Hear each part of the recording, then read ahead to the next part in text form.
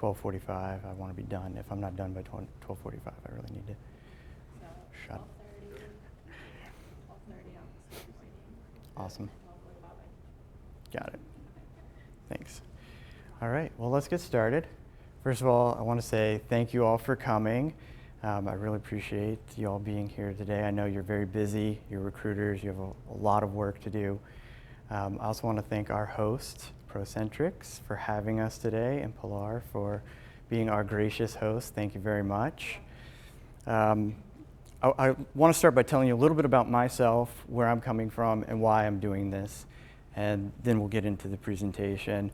I came into the staffing world about 7-8 years ago. I was given the keys to Monster, told to fill jobs, and turn loose. And that was about all the training I got. Since then, I've had the opportunity to take classes. I've taken air certification classes. I've been able to go listen to some of the thought leaders, if you will, of our industry speak. I've been able to gain experience from other very talented recruiters in this business, and I know a lot more now than I did when I first walked into this business. But one of the things I thought was, what about the people who are coming now? What about the day-to-day recruiters who need more tools, need to understand what's available to them and how to use that and how to leverage that? So I wrote this book, Becoming the Silver Bullet, because I got tired of hearing about every new tool that came out that was going to be the silver bullet of recruiting. We were all going to be out of work. We're going to be unemployed soon because they're not going to need us anymore. And whatever tool it was, when I first started in the business, I remember when LinkedIn became really popular and a lot of people started using it, and there was a lot of hype and buzz about that eliminating the need for our profession. That didn't happen. There are now systems and aggregators out there that are making similar claims that this is going to make recruiting so much easier, and we're not going to need recruiters for that much longer. That's not going to be it. We're the silver bullet of recruiting. Professional recruiters fill every single open job in the professional business world. It's not a tool, it's a person, and we've been around for a long time. Another thing as a recruiter I have come to understand is the hiring manager's point of view. Some of you may recognize this. This is Luke and Obi-Wan Kenobi having a talk about the truth we cling to depend greatly on our own point of view. I remember being in a meeting with one of a C-level executive, came into our recruiting meeting and said, "Come on, guys, I need one person. I need one person. There are over 300 million people in this country. I need one." That was his point of view. Like, why couldn't we find this one person? Our point of view is like, I got to sort through 300 million plus people to find you the right one, right? So we need to understand where they're coming from, first of all, where we come from, and then help them understand our point of view. And the first part of that is knowing where they're coming from and recognizing where they're coming from, and then helping them gain our point of view. I have 2 little boys. I don't harp on them about a lot of things, but I do repeatedly tell them one thing. The most valuable asset you have, the most valuable thing you own is your mind. I want to tell you a story about my experience at Capital One. When I started there on the sourcing team, I was required to sit through job training about how we posted our jobs to the internet. I personally thought, I'm a sourcer, I recruit passive people, I'm never going to post a job. Why are you making me do this? I got a million things to do, and I do what a lot of us do when you are forced to go to a meeting that you really don't want to be at, especially if it's on the phone. You have it, right, and then you're on your computer. I'm guilty, I was doing that. But as the presentation was going on, I was learning about how we ship our jobs out. She said, and all the people who don't finish the application go into a drop-off report, and you can run that report. And in the meeting, I was the guy that raised the hand on the computer, that annoying little flash, like, somebody's got a question. I was like, a drop-off report? Is that French? I've never heard of that before. She explained what it was to me, right? If somebody clicks through our ad, but they don't hit submit, they capture that information for us. So it never makes it into our applicant tracking system, but we have that information. How do I run that report? I look, there's no drop-off report, right? how do I run this report? Oh, well, there's only 2 people at the company who can run this report. Oh, okay. Well, I'm going to have to go find out who that is. Turned out one of them was my manager. After the meeting, I asked her for her login password. She gave it to me. I ran the report for the jobs I was searching. Now, as a sourcing recruiter at Capital One, we got the purple squirrels with freckles and 3 legs, searches. We got the most difficult searches of the company. If it had been open for a long time and we couldn't find anybody, it got assigned to sourcing. I ran the report for the jobs I was responsible for. There were 800 possible applicants sitting in the drop-off reports. These are people who had probably thought that they had finished applying for a job, but had not, had never been contacted by a recruiter. They had great information, right? Had all their personal information, a good email address, because when you're applying for a job, you're going to use an email that you check, right? What job they were interested in, where they were coming from, all that good information, 800 candidates possibly. I love this quote by Einstein. I don't think I'm the brightest guy in the world, but I do question things, and I want to know how things work and why things work. So the next day, I thought, what if I just take the filters off and I run the report for all the company? Let's just see what happens. And it's, running and it's spinning. I'm like, I'm gonna get coffee. I go to get coffee, I come back, it's still running. I'm like, man, I broke it. But then it downloaded and it completed and it printed out to an Excel spreadsheet 11,000 possible candidates. And it was every line of business for the entire company. I share that story with you because I want you to understand kind of my point about this being your most valuable asset, right? It wasn't the tool that delivered me those results, right? It was my own curiosity about how can I make this work better? What does this actually do? How can I use it to make my life easier? And again, I'm all about making my life easier and quicker and faster. And I don't know about you, but I am a line recruiter. I fill jobs every day. I have 25 to 30 open jobs. I need something that works. I don't care if it's fancy. I don't care if it's new. I just care that it works. This is what works. Number 1, and we all know this in the business, but we kind of ignore it. Employee referrals are our best source of hires. Everybody, even hiring managers, understand this. Everybody knows this. We pay it some lip service. We have an employee referral program, and we kind of go on with our lives. But we really overlook the potential. I'm going to backtrack a little bit. There isn't a single tool I think that can replace us, but if there ever was to be one, this would be it. I was just in training with Capital One. 40% of our hires are from employee referrals. This is the numbers I have here from an ERE article. You can find the link in the next slide as I finish. But somewhere between 6 to 10% of our inbound applicants are employee referrals. In our companies, everywhere we work, it's between 25 and 40% of our hires. This is our best source. This is the first place we should be turning. This is the first place we should be focusing. The higher volume is the best, the higher quality. Speed to hire is 28 days on average. 29 days for referrals for 39 days versus job boards. I don't know how many of you get metrics on time to fill, but if you do, this is an important one. So 6.9% of applicants as a statistical average across the United States. Percentage of hires, 46% of hires at top performing firms. The 80-20 rule, this is a glaring example of the 80-20 rule, right? And right here's the source. You don't have to believe me. I love stories. I could tell stories all day. I'm a recruiter. I love empirical data. This is data. This isn't me speaking. Employee referrals. So how do we increase the employee referrals, right? How do we change the way we do employee referrals? I think most people have some sort of program in place.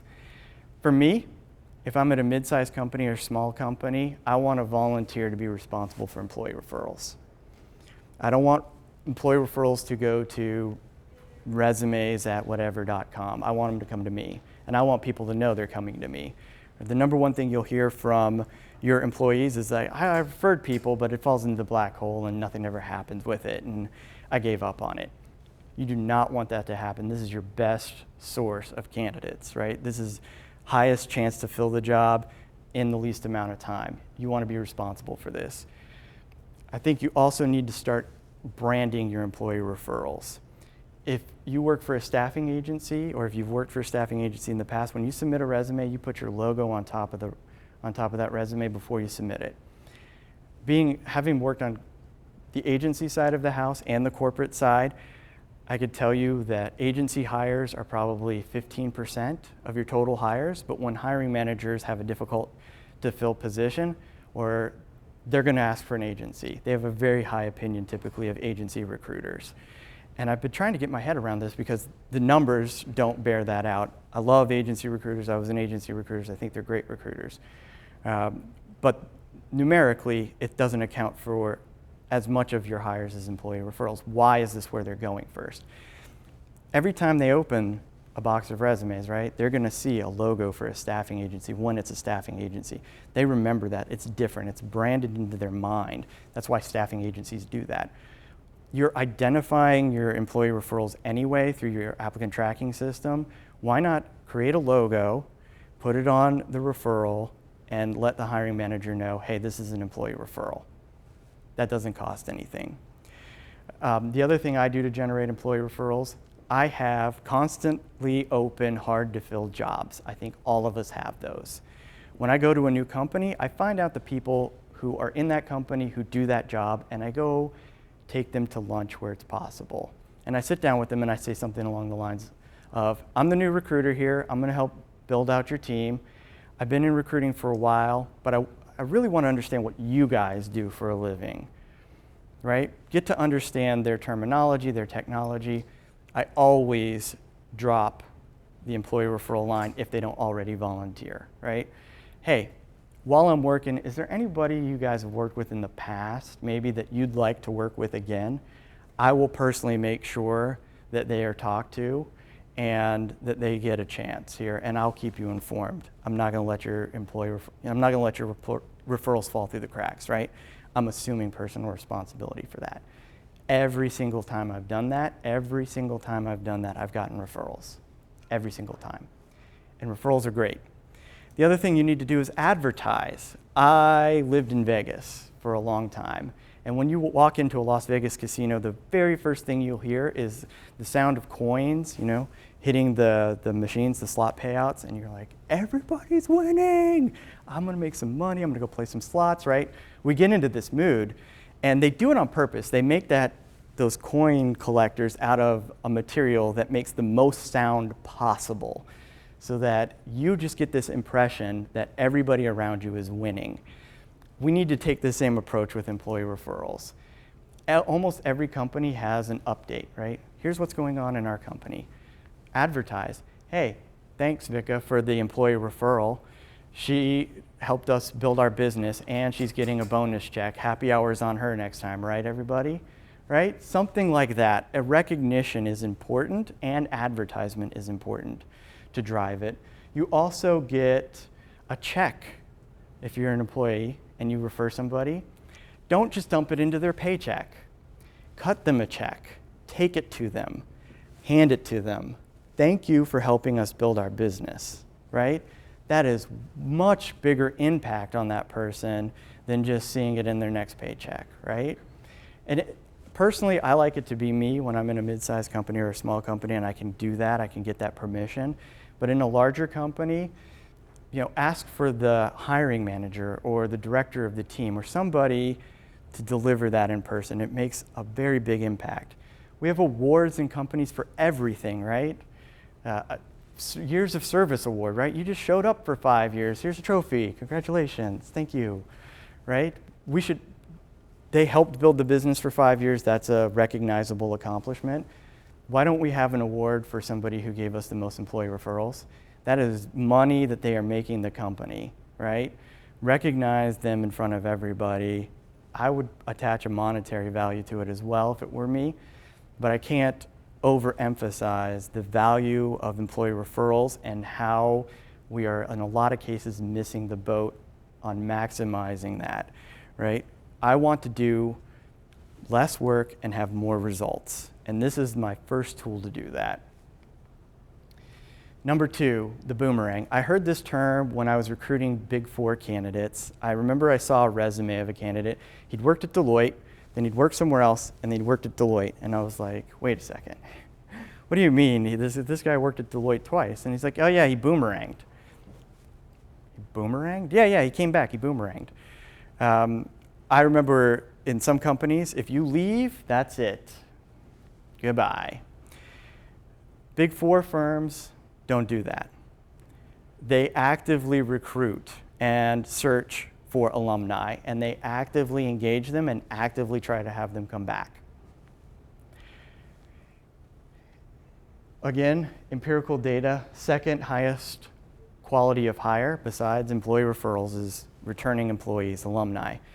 I would suggest if you are a line recruiter and you're working at the same company and you're going to be there a while, create a search in LinkedIn for your company name, previous employees, save it. That's it. From time to time, go through LinkedIn, pull up your saved search, run a search on the skill sets you're looking for your alumni. Reach out to them. Hey, I saw you worked here before. We actually have an opportunity that might be interesting for you. Would you like to talk to me? Create a group. They're free. Create a group on LinkedIn. Create an alumni group on LinkedIn. It costs you nothing to do this, right? Be responsible for it as the moderator. You're going to have very highly qualified candidates coming back to you. At Capital One, if somebody is coming back to the company, a lot of times they don't have to go through our testing process, which is a huge hurdle for most candidates, right? So this is somebody who has a much higher chance of getting hired. They know your company, they know your culture, they made it through your interview process before. Why not reach out and talk to them again? Some of you use LinkedIn for free, some of you use LinkedIn and you have a paid account. I'm gonna go over both and how to use these together. When you're using LinkedIn for free, the first thing you gotta do is build your network, right? Your network is important to you. The very first thing I do when I join a new company is I find out who my hiring managers are and who my interviewers are, right? My hiring managers are usually not on the line doing day-to-day work. My interviewers are, my technical interviewers especially are, and they're in the skill set that I need to recruit for on a regular basis. I connect to them. That's the very first thing I do. And then I get on either updates on like a tool like Bullhorn Reach or something, or post my own updates, and I email them directly, and I copy all of them so they all can see it. Hey guys, I'm working with this team to fill these jobs. We're all connected on LinkedIn. When you see my updates, can you share it with your network? If somebody comes back through and applies, I'll make sure you get your employee referral bonus, right? This is simple. This is free. It costs nothing to do, and it can be very, very effective. It also starts to build that relationship with the hiring managers and your interviewers that you're competent, you're professional, you care about what you're doing, and you know about what you're doing, right? And they're going to start feeding you inbound traffic and employee referrals. To me, it's free. I do it once, and it feeds me for a long time. It's a great opportunity. Join the relevant groups to your profession, right? I like to join a few groups for recruiters. I like to find out what's going on in the field. But a lot of my groups are IT focused because I focus primarily in technology recruiting. Join those groups. You can post jobs for free, that's nice, but you can also email anybody in your groups for free on LinkedIn. They made it a little more complicated to do, but it's doable. So if I join a group of 50,000 developers, I can now email those 50,000 developers directly without having to purchase InMail. That's a nice touch. Also, invitation to connect. On the bottom of my emails and my email signature is connect with me on LinkedIn. I think everybody has that now. Nobody clicks that, right? At the bottom of my emails, all my form emails, hey, this might not be the right opportunity for you, but let's stay connected on LinkedIn for future opportunities. And then I put the link to my LinkedIn profile in the body of the email. That is much more effective than just leaving it at your signature because they're never going to click on it. And why are you wasting your time? Another thing about using LinkedIn, I like the 90-10 rule is what I give advice to candidates. and to other recruiters. Spend 90% of your time on your job, 10% of your time on your career. Right? That's important. We're going to be doing this for a while. And we get so focused on the day-to-day, like, what am I going to do today? How am I going to fill all these jobs? We forget, like, 10 years from now, we're still going to be working. Like, and how are we going to be working? This is a great opportunity on LinkedIn to build your network into companies and with people that you want to connect with now, so when the time comes, you can give them a call or you can send them an email. Hey, I'm ready to make a move. Hey, some things are happening here. I'm probably going to have to make a change. What have you got? Right? You need to also be thinking about your career, not just about your job.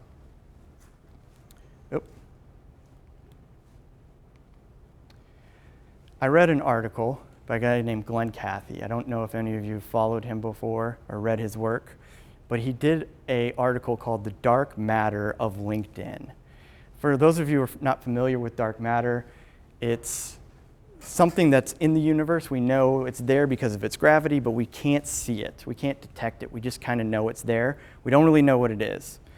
And his point was that there are profiles on LinkedIn that are not findable no matter how good you are at Boolean searching. And the reason for that is they purposefully or unintentionally do not mention the keywords that you would be looking for. An example from my day-to-day activities would be looking for a Java developer, right? There are 1 million profiles on LinkedIn where they have the title software engineer or software developer and 0 mention of a technology. So you can run the search, you can look at this article, run the search for yourself in your own LinkedIn recruiter, because that'll give you the entire database. Take out, see minus, not Java, not C#, not Ruby, not Drupal. All the way out, run your search in the United States. You'll come back with 1 million profiles. That means those are candidates that are not being found and contacted by other recruiters, right? Because if you're keyword searching for a Java developer and they don't have Java listed in their profile, that profile is never going to come back. They might be a Java developer, they might be a .NET developer, you don't know. So they're hiding, right? They're there, they're a software engineer, right? But they're hiding. And you start to get the sense of your hiring manager's point of view now, right? Because they sense this too. There are big companies next door that have software engineers. There are big companies next door that have accountants. There are companies down the road that have receptionists. There are companies over here, right? Why can't you find them? This is part of why you can't find them. So there is validity to their point of view, right? We just don't always see it that way. And a lot of times we're a little bit oblivious to actually what is out there, because we get so focused on searching bar keywords and posting our ads, right, that we don't stop and consider the fact that there might be candidates out there who don't have the savvy to put it down, don't take the time to fill it out completely, don't want to be inundated by 30 in-mails a day. Right? Point of view changing? Here's how we illuminate the darkness. Okay, one of the things I want to teach you how to do is how to leverage technology together. Do work once and have it feed you for a long time. Going back to geometry, I remember in geometry you have a point of information here, right? Let's just say that this is a LinkedIn profile. You have a point of information. In geometry, you need a minimum of 2 points to draw a line. So where do we get this other information? How am I going to find out that this software engineer does .NET, Java, whatever? How can I possibly know that? There are a lot of different ways. The simplest way for me is to go to my applicant tracking system. I'm going to go to my applicant tracking system and I'm going to run a report. And I'm going to find everybody who's ever applied to any Java developer job at my company ever. And I'm going to download their first name, their last name, their email address, their phone number, and what job they applied for. LinkedIn Recruiter now has the ability, all you got to do is activate it. It's called Talent Pipeline. And you can now import resumes or spreadsheets into your LinkedIn Recruiter directly. I'm going to take that Excel spreadsheet. You can do 5,000 at a time. I'm going to break it down into 5,000 at a time, how many ever that is at the company I'm at. And then I'm going to upload it. And LinkedIn will automatically match that profile and that information to the LinkedIn profile. And under notes, I'm going to have what job they applied for, at my company, right?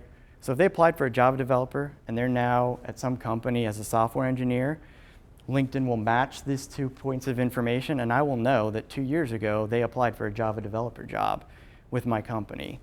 I now know they're probably in Java development. I mean, it's not 100%, but there's a good probability that this is somebody that I can contact, that other people aren't finding, that has already heard of my company, right? I don't have to go back through the database and check and see if they've applied. I know. I can tag the source as my applicant tracking system. I now know what they do, right? And I know where they are now. If I just went to the applicant tracking system and looked at their old resume, 3 years ago they were a junior developer. What are they doing now? I have no idea. They're fit for my senior developer job. I don't know. Maybe they're a QA now, right? There's no way to know that out of the ATS. Now I know, right? Now I know. That report, that process will take you 30 minutes, 45 minutes to run that for your whole company. Can I ask a question? So you've got 1 million people here, and then what was the number you said you found, like a dark hole? People maybe didn't hit submit. Well, that's different. That's a drop-off report. Yeah, this is. Drop-off report, and then like the 1 million people. So. Those are different reports. This is for LinkedIn, specifically on LinkedIn. There are 1 million people that are identified as software engineers or software developers that do not specify what technology they work in. Right. So for me to be able to illuminate part of that 1 million, because they're not all in the DC area or whatever area I happen to be in, right? I'm going to take the information out of my applicant tracking system and I'm going to match it against these LinkedIn profiles, and I'm going to start hitting some of these candidates and identifying them as potential candidates for me that my competition most likely isn't able to identify, because now I know that in the past they applied for a development job in this technology. Step 3 in this process, the next step in this process, this is going to take a little more time. This is something you have to break up and do over time. But again, I like to do work once and have it feed me down the road. So once I've done this, it's in my system forever. I can search on this forever. I can update it forever. I don't have to do that work again. The second part of this for me is taking the actual resumes out of the database, right? I'm going to start, typically, for me, I'm going to start with employee referrals. I'm going to start with all those employee referrals that we didn't hire. I'm going to start downloading their resumes. And then I'm going to upload those into LinkedIn Recruiter too, right? And I'm going to tag them as employee referrals. Now I'm going to have 3 points of information, which is the minimum you need to make a shape in geometry. I have where they applied before at my company, their contact information, where they are now, and a keyword searchable resume. And I know they're an employee referral. Dear candidate, dear Elena, you were referred to us a while ago, and while we weren't able to find the right opportunity for you then, I do have an opportunity for you now that I think would be interesting for you. We like to keep track of anybody who's good enough to be referred to us. Do you have a few minutes for a conversation? Much higher response rate, much better information you're going out with than if you're just doing this blind. And again, this is work I can do once, and then every day I log in from now on, that's in my system. And companies like it. It's institutional knowledge. If I decide to leave, my seat gets transferred to somebody else. The team that has that seat, all that information remains, right? So companies love this too. They're just unaware of it. I want to do work once, and I want to get fed repeatedly by it. This is one way to illuminate that dark matter. There are other tools like Intello, Guild, which are aggregators that will go out and they'll sit on top of LinkedIn and they'll provide you information. So maybe their profile doesn't indicate what they do, but their Stack Overflow says they contribute on Java.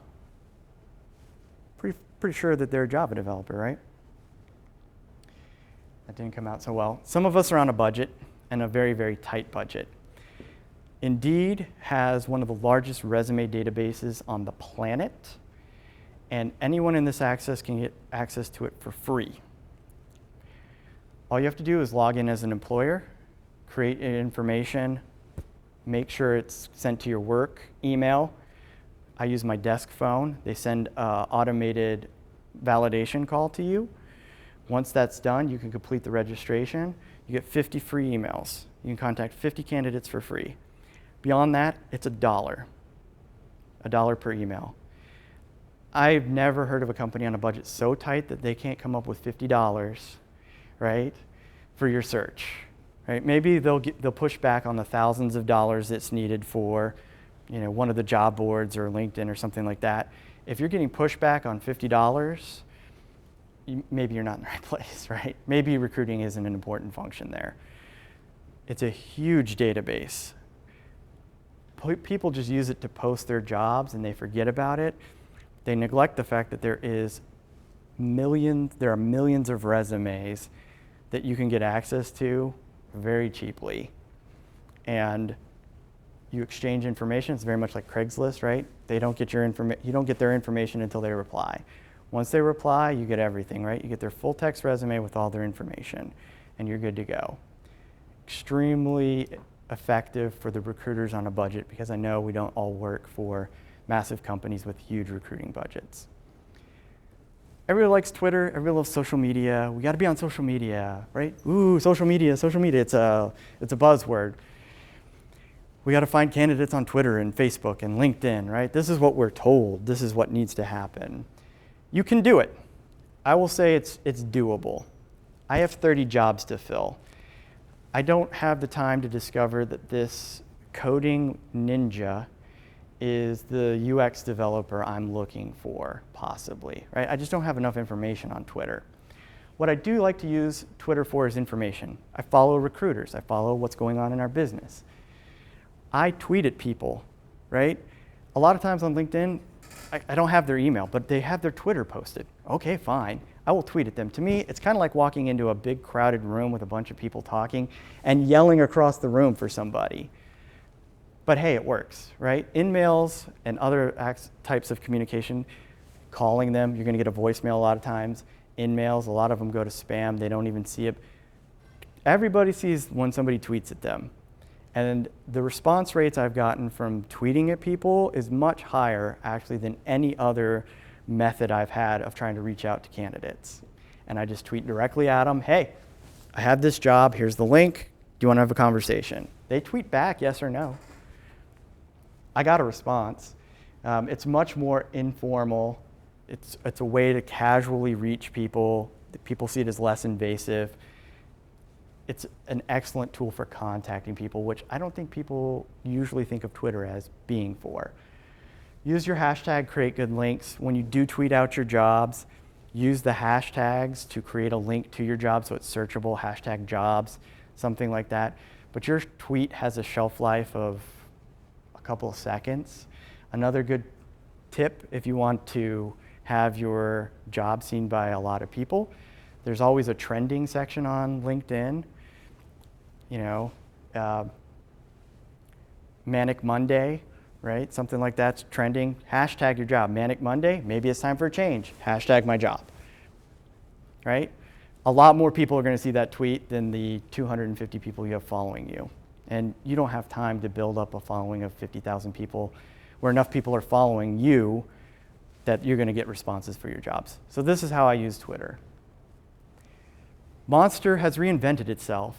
I can't believe I'm saying that, but it's true. They've reinvented the way they do business. They've acquired one of the aggregators. They acquired TalentBin, and now they're moving to a model closer to Indeed. They haven't rolled it out yet fully, but it's going to be much more pay-for-service model like Indeed, rather than the historical pay-for-access model that they've been on and really they invented.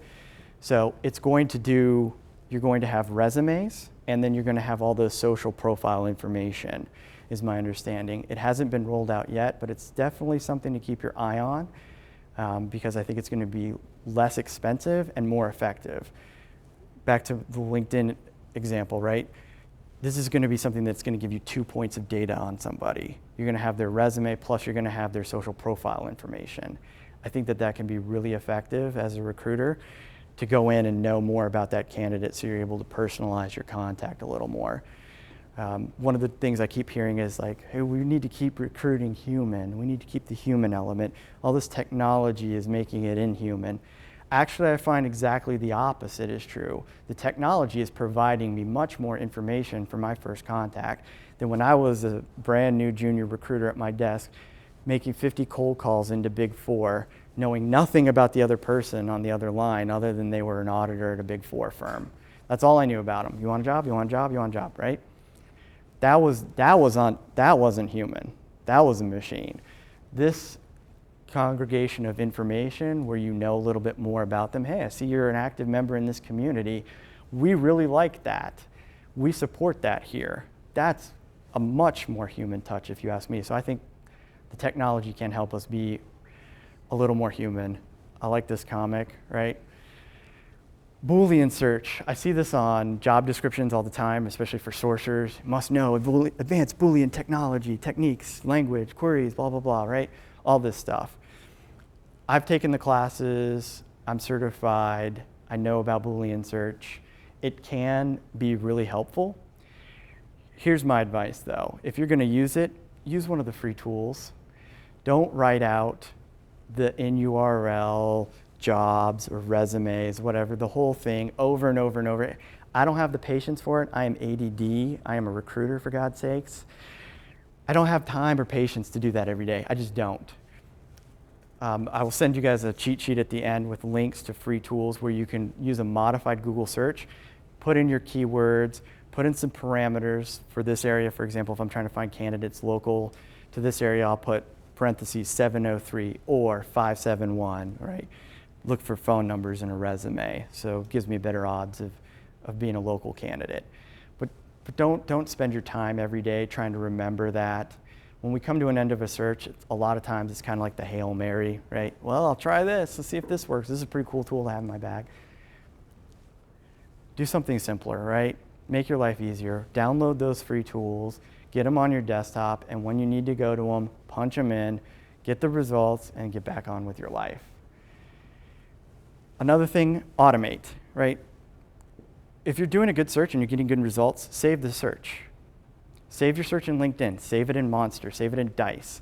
Have those resumes, save it in Indeed. Have those resumes emailed to you first thing in the morning, right? It is much more effective to sit down at your desk and have 15 resumes to look at of potential candidates that are brand new, just starting their search, right, actively, rather than having to log into this place and do a search again, log into that place and do a search again, log into this place and do a search again. Don't do that to yourself. Automate your searches. Get your searches back to you first thing in the morning. Automate your updates. There are tools for your social media like Hootsuite and Bullhorn Reach that will automate and publish your jobs, right? So you don't have to sit there and remember, hey, at 3 o'clock in the afternoon, what am I doing? I guess I should push my job out, right? Don't do that to yourself. Set it up once, do the work once, forget about it, go on with your life. I love this quote. Read. We read a lot of resumes in our profession, and I think during lunch or whatever, we just want something that's not a resume, right? Something else. There's a lot of good information about our industry, our profession, all the different aspects of it out there, how to find candidates, candidate experience, right? Salary negotiations, right? Read a sales book if you're bored of recruiting, right? Read about closing. What we do at the back end as recruiters of extending offers is closing. It's sales. Read a sales book. Learn how to close. Broaden your skill sets. Like Mark Twain said, I love this quote, the man who doesn't read good books has no advantage over the man who can't. Most of us went to college, not all of us, but most of us went to college, and the sell for going to college was, you're going to learn how to do research, right? That was one of the sells. You're going to learn how to find information. Find it, right? Follow people in our industry, follow them on Twitter, read their blogs, read their books. Care about your profession. Learn about what the people you recruit do. Read a book about what they do, right? Learn how to speak their language. You're going to be much more effective at finding them, understanding them, closing them, getting them to apply for your jobs, and making them cooperate with you through the recruiting process. You're also going to have much more credibility with your hiring managers if they come back to you and they say, hey, this candidate doesn't have X, Y, Z, and you're able to then go back and say, yes, but, right, they do have these related tools. And actually, this is the newest, right, version. Okay, they don't have Jenkins or Hudson, but they have Drolls, right? If you're reading in your profession, you know that, and you know that that's a newer technology. You're going to have more credibility with your hiring manager from that point forward, which is something you need. Please read. Again, work smarter, not harder. Whenever I do work as a recruiter and whenever I'm planning ahead, I want to make sure that what I'm doing today just doesn't go away today, right? I put a candidate through the process. They're not being hired for my job. Man, I did a lot of work. I got nothing out of it. Don't do that to yourself. At the very least, get a new connection on LinkedIn. The very least, right? They went through the interview process, which means they have at least some of the baseline skills in that profession. You are probably going to be recruiting in that profession again. Connect with them. Talk to them. Refer them to your friends, right? Hey, get on the phone with them. I do not know what happened. Seriously, I thought this job was yours. I have a friend, Pilar, though, over at Procentrics. If it's all right with you, can I share your resume with her? I think she might have an opportunity for you. Build that network. Do your work once, right? Send it out. Send out that network. Send out that event. Build inbound traffic for yourself, too, because people will start sharing resumes with you, and people will be like, how did you find this person? Yeah, I don't know, right? It's just what I do. Nope. We can't see this one. All right. So I'm going to wrap up real closely here. This is kind of perspective and point of view things I like to go over. It's really hard to see here, but this right here is a little dot.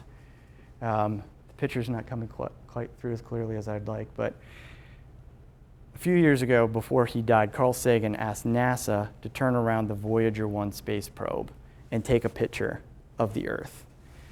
And this is the picture. It's called the pale blue blot. You can't see all of it right now, but right here is this area right here is sunshine, and then that's the Earth from 4 billion miles away. What we do for a living has a really big impact on other people. What people do professionally, this is what they get up and do in the morning, right? And we have an effect on that. We're part of a community. There aren't a lot of us. Keep in mind that they have a life too, that they have a situation too. We tend to get a little jaded in this profession. We've seen it all, we've heard it all. Everybody's got an excuse. Oh, they have a picture on their Facebook of them drinking. We're not going to hire them here. Oh, they swore on their Twitter. This person's not going to be a cultural fit. Cut them a little slack, right? Be a little less judgmental. Be a little kinder to them. Try to help them if you can. I know that's not our job to help people. I get that. But if you can in the course of your work, I think we ought to. I talked earlier about some things I teach my sons. One of them is your brain is your most important asset. This is the other thing I teach them. This is a dumb movie. It has almost no value whatsoever, except for this line. Be excellent to each other, right? That's the other thing I teach my boys. Be excellent to each other. You are representing a professional company, but you are dealing with human beings, right?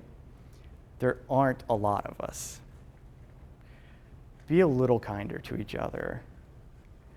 And in that vein, I just want to take a personal moment, and this is for Sean Lyons. Some of you know him, some of you don't. He was a recruiter in our area. He very unexpectedly passed away. He left a little child and an expecting wife behind him. And this is right here. I'll send this link to you guys as well. But there's a donation for his family going on moving forward for him. Again, just kind of something point of view. Change the way you're thinking. For me, the last thing right here, becoming the silver bullet.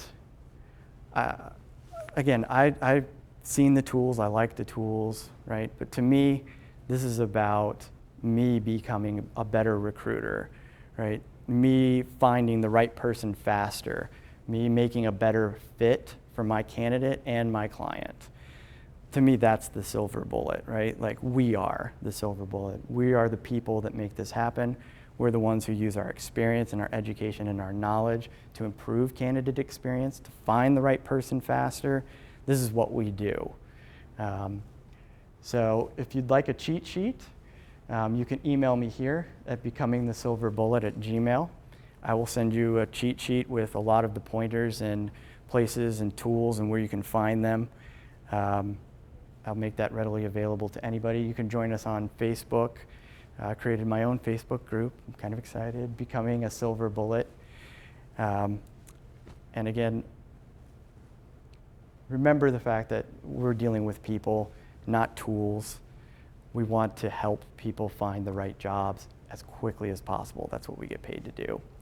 Thank you so much for coming. Thank you so much for your attention. I really appreciate it. Thank you, Procentrics, for hosting us. I think that's all we have time for the camera, but after that's done, I will take any questions you guys have.